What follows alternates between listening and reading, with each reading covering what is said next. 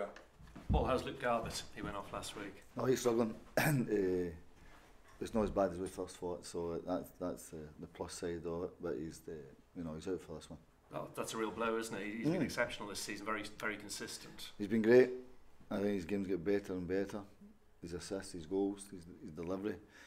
It's certainly a blow, but it's somebody else's opportunity. Any chance for Tuesday for him?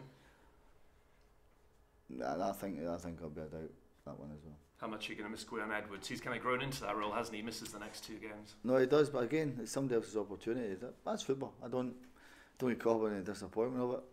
You need luck in football to stay clear of injury, suspension, and you know the consequences if you do get suspended. You're sitting in the stand. So, but I don't get caught up in somebody else's opportunity. Does Jono look ready? Does he look sharp? He's done fine. Do you know he only found his way out of the team because of his injury up at Lincoln that day, and we went and done really well. Now whatever person were put in there or system of play, then you expect people to go and perform. That is what it's all about, isn't it? Taking your chance when it comes along, is it? As a player that's maybe been on the fringes. Well, you have to. I always think it, and I always say it. The day you stop looking over your shoulders of football, I think you're finished. You've got to look over your shoulder because somebody has to breathe down your neck to take your place. Whether it's a young guy, an experienced guy, you have to look over your shoulder, or else you become complacent. And in terms of wing backs, what stage is Kane Vincent-Young at the moment? He's doing okay. He's still he's doing better than okay actually. He's doing really, really well, and hopefully we'll see him. Hopefully at the end of the month. That's a 23s game at the end of the month, is it? Well, it depends how he feels. He's a naturally fit guy. He's really looked after himself.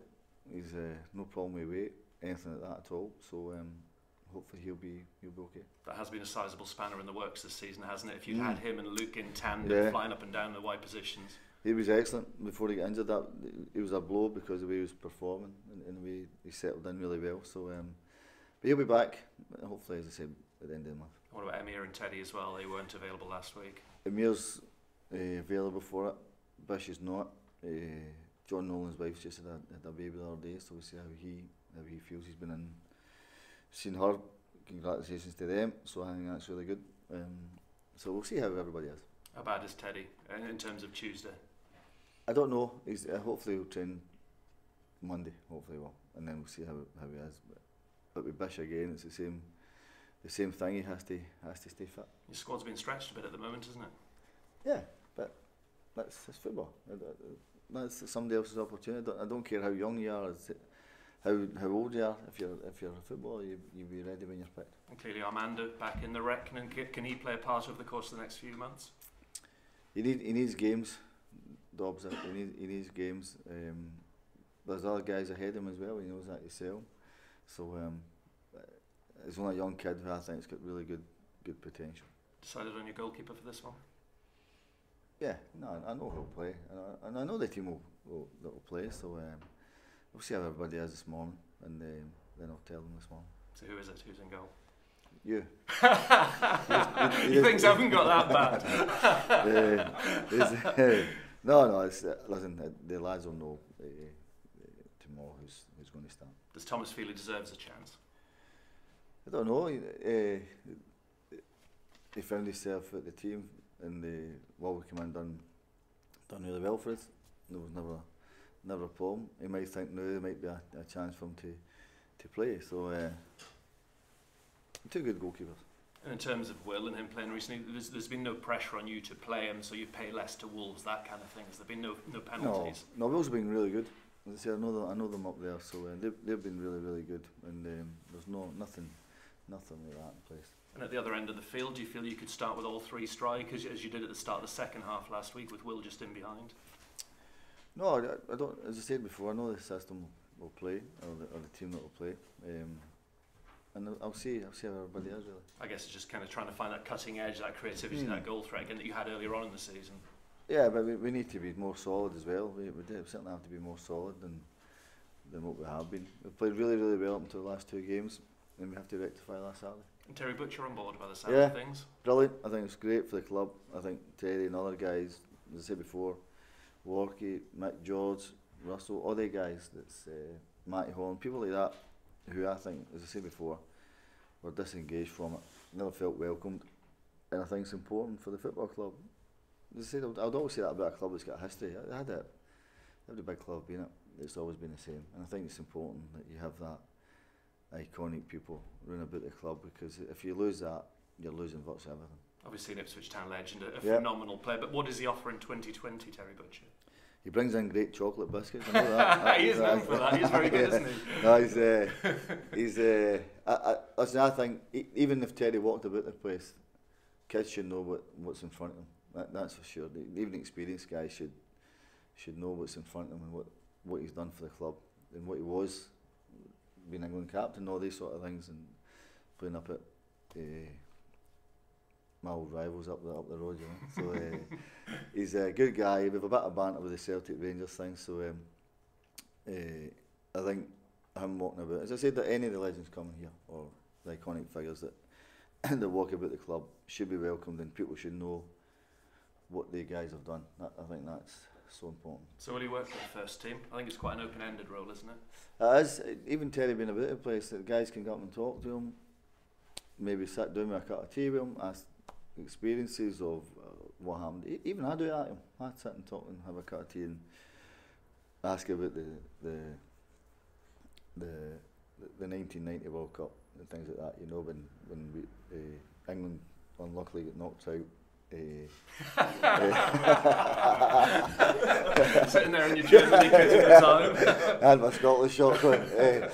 England was there, and the great guys. I mean, dear oh dear, what a player! But what a World Cup that was, you know. And Terry was part of it, and obviously Sir Bobby Robson, things like that. It's a great World Cup, great place to play at, and things like that. So that even just sitting with him and asking different questions, it's brilliant.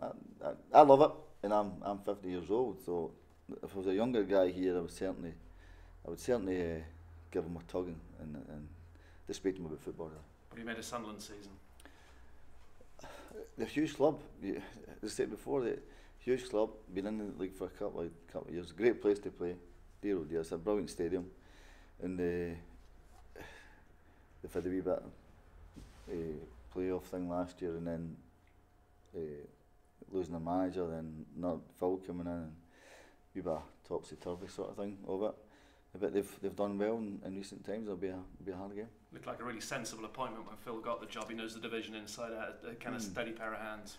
Yeah, and plus his expectancy level of the club is the same as this club in this league. Everybody thinks you've got divine right to automatic up. You don't have a divine right, but everybody's in a good place.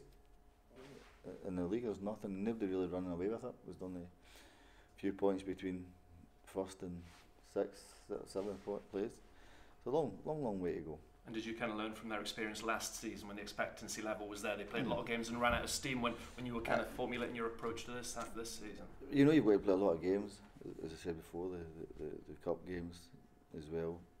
So and it's over that course, 8-9 months, that you have to try and get a bit of headway in it. So you need luck, without a doubt, with injuries and suspensions, I said. And they're the same kind of predicament ourselves, where two big clubs in the division that everybody expects you to go out. It's a massive game, isn't it? You could be top two if you win, you could drop out of the top six if you lose. Yeah, but we're going to try and win every game. As I said, there's 15 games to go. There's a hell of a lot of games. It's not.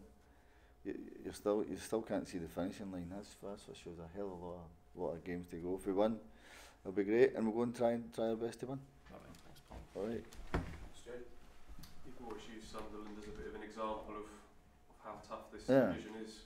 Paul, do you always kind of use them as a reminder of the task that Ipswich faced this year going into League One? I just don't think Sunderland. I think if you through the years, Leeds United were in it, Nottingham Forest were in it, Sheffield Wednesday were in it. There's been huge clubs in the league, and some more than others have for more than 1 or 2 years. So, as I said before, you don't have a divine right to win a league or go out of a league. You are where you are, and two huge clubs. But they're where they are at the minute, and we're the same. 30,000 tickets sold for tomorrow's game. You talked about they've got a similar weight of expectation. Could that suit you, going away from home and not having that sort of home pressure? Yeah, in 30,000 and a 50,000 odd seater stadium, there were a lot of sparse seats, I'm guessing, you know, because you're 20,000 odd down of people. So, but years gone by, that stadium was brilliant to go and play when it was full, really good. So, we go there and they've got the majority of support against them. If we can try and frustrate them, then they have the experience level that we have here. Yeah, and you can feed off that, can't you? Yeah, you can. Get a foothold in the game. You get the first goal. That could be crucial. Yeah, that's a plan. If we can do that, great. We know it's a hard game, but we also know Sunderland will have a hard game. Yeah. Looking back on the last two games, obviously disappointing. What are the lessons that you've learned from those when you've kind of picked the bones out of them? Yeah, well, as I say, Tuesday night's game was different for different reasons. Saturday wasn't good enough. That was everything that could go wrong went wrong that day, and you just you use your experience and you try and keep everybody upbeat from it. We've looked at it, we've watched it, seen the problems that are arisen from it. The guys know that themselves as well. They know that themselves. So yeah, you have to move on and you have to go and try and get another positive result on Saturday. Yeah, and looking at some of the goals that Sunderland have conceded, quite a few from set pieces, by the looks of things too. At Portsmouth last weekend, is that something that you'll target this weekend? Somewhere you think you could get a bit of joy from? We work on things to go, whether it's a set play or whether it's good play or a shot or good play in general. If we can do that great. Set plays are vital now in the modern day game.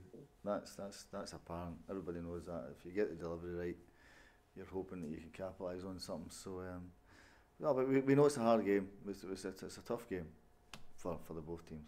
With 15 games to go, are you someone that sort of breaks those up into little blocks? Have you got a points target in mind? No, we show the guys where we think the blocks are and where the points can come from. So we show them things that sometimes you can overthink it and it becomes too much. Sometimes you think, okay, we're just going to play our way, play with freedom, go and express yourself. That's go and express yourself. Go and stick to what we were asked you to do, but equally so, play with confidence. Given it's 4th v 7th this weekend, are you putting any extra emphasis on this? People will look at it, especially after the disappointment of the last two, that this could be a pivotal moment. Not really, because people handle pressure different ways. People can go under the pressure, people thrive on it. We've got a mixture of young guys who, as I said before, the first time of asking this pressure's been on them, where they have to try and get a league. Whereas before, it's not been that. It's just been flatlining. So the pressure's different now for what it is normally. So you've got to watch how you put that on them. All I want them to do is go out and play, express themselves, and go and enjoy what they're going into. Yeah, it's very congested at the top. Are you still looking up rather than over your shoulder? Because there's a few with games in hand behind you. What's the way you're looking at that? No, you always look at the top. Never have I looked over my shoulder like that. Never. I never will. It's not the way I've been brought up. You always want to try and win it, and that's always the case. I never want to go, what if? You always look at the top. It's easier to be the hunter than be the hunted. That's for sure. Great. Thanks. All right. It's there for the taking, really, isn't it? Promotion in this division. No one has really kind of. I mean, obviously we had the spell in the season where it's at the top and appeared to be running away with it, but since then clubs have had little spells, haven't they? And then they've fallen away. Would have been an example of that. They had a good spell, then they ran away. So it needs a consistent run, doesn't it? From anybody, and there's 15 games is a hell of a lot of football to get played. Anything can happen. It's the finishing line ain't in sight yet, that's for sure. But it's 15 games are a lot of games. What was the mood like after the Peterborough game? Was that obviously we were at Lincoln a few weeks ago with 5-3, and there seemed a kind of determination from Chamber and everyone else to try and kind of do their part to kind of get to what was wrong. Was there that similar sort of feeling on after Saturday's game, that they were trying as hard as you were to try and get to why that result came about? The guys have been good. They trained really well this week. We know the scenario of what happened last week. Sometimes silence is the most powerful thing. at certain times. Sometimes when you need to go with a bit of aggression with certain people. So yeah, the guys know how I felt, that's for sure. But they also need to look at the bigger picture. What they've done for us since we've come in has been great this season, because the disappointment relegation can really hurt you. But they've never been out the top 6 all season, and that's testament to ourselves. Yeah, and of course away from home, the record's been incredible, yeah. Terrific. You still must be kind of scratching your head a bit why things are so good away Yeah. from home and not so good at home all season. Yeah, it'll be the expectance level will be there. 20,000 people expecting you just to turn up and win it. Never happens like that. Doesn't it happen? Football never ever happens like that. Because you're at home, it doesn't guarantee anything. It gives you a better chance because you've got most people in the stadium, but it doesn't guarantee anything. It can be a hindrance if you're not used to it, or you've not got mentality to see it through. But yeah, so the guys have to get used to that.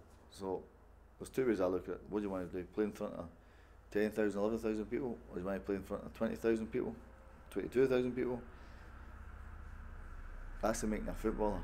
It's what your mindset can be. Do you want to play under pressure, or do you not want to, or you just want to play football for a hobby? That's not the game. It's a job. So they play with a little bit more freedom away. Is that how you perceive it? No, they'll feel the lift from or the pressure being away from home. But being at home is the greatest thing, because you've got most people there behind you. That's what you have to have a handle, especially at a big club. So Sunderland have got the same problem. Yeah. Sunderland have the same problem. Yeah, but obviously it's very important with so many of the games remaining this season. Yeah. Being at home to kind of put that to rest and gain confidence in front of the home crowd. Yeah, they have to, because the fans have been brilliant. No matter what you say, the fans have been absolutely brilliant. So they come in the thousands to watch it. As a footballer, again, you have to take that on board. You have to be able to handle that, and that's. But a lot of them are young as well. It's the first time, I said, the experience level has been really, really on them, where they have to go and try and win a title. Normally, as I said before, it's whether it's staying in the league or 17 years. Mike done great getting them into the playoff that year. Was it 2014? Was it? 14-15. Yeah. Done great. That's probably the last time where the expectancy for the 4 years, 5 years, there's no been that. So it's new for a lot of people. It's a new scenario. You mentioned Luke Garbutt. What is the injury Luke Garbutt's got? This is thigh. He's got a thigh strain. Right. And Josh Earl, I think we didn't mention Yeah. what was with his cheek. We'll see how he is this morning with that. He's doing all right, Josh. He's upbeat with it, but yeah. So we'll see how he is. Might have to play with a mask. Might we? You see some players with that sort of injury. Yeah, I think they're looking at that at the minute. So it's whether you can wear it. I'm not too sure that a lot of people like wearing them, you know. Excellent. All right. Nice, thank you. All right. Thanks. See you later on. See you later.